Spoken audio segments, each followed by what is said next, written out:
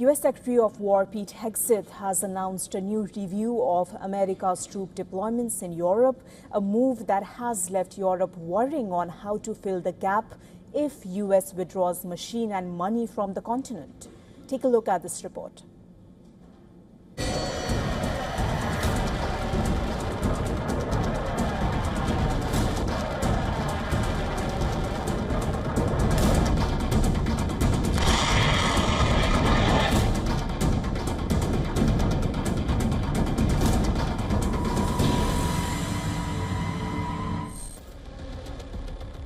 The world's most powerful military alliance is facing its most difficult moment.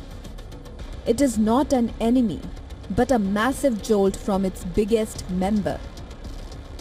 A decade-long security umbrella is now facing a stress test.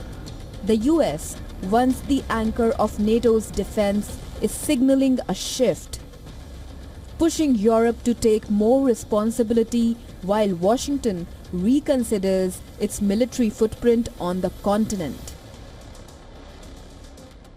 In Brussels, US Secretary of War Pete Hegseth called for a reboot of the alliance, a NATO 3.0 that can deter threats, with Europe taking the lead on its own defense.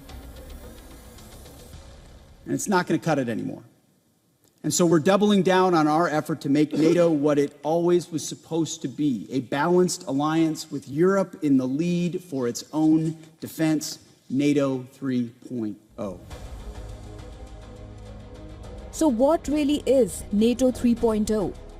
During the Cold War period, NATO 1.0 referred to a hard-edged, combat-focused military alliance that heavily concentrated on deterring the Soviet Union and defending the European continent. Post-Cold War was defined by NATO 2.0, the era of the unipolar American moment. This led to European defense austerity and a heavy reliance on the US. Now NATO 3.0 refers to a forced maturation of the alliance, marking a return to Cold War era realism.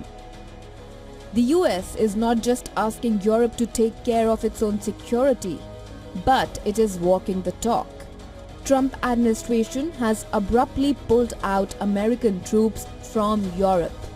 These troops were specially positioned to deter an enemy advance, jump into action in the event of a war. So what the US has announced already before is that they had to lower somewhat their contribution to the NATO force model.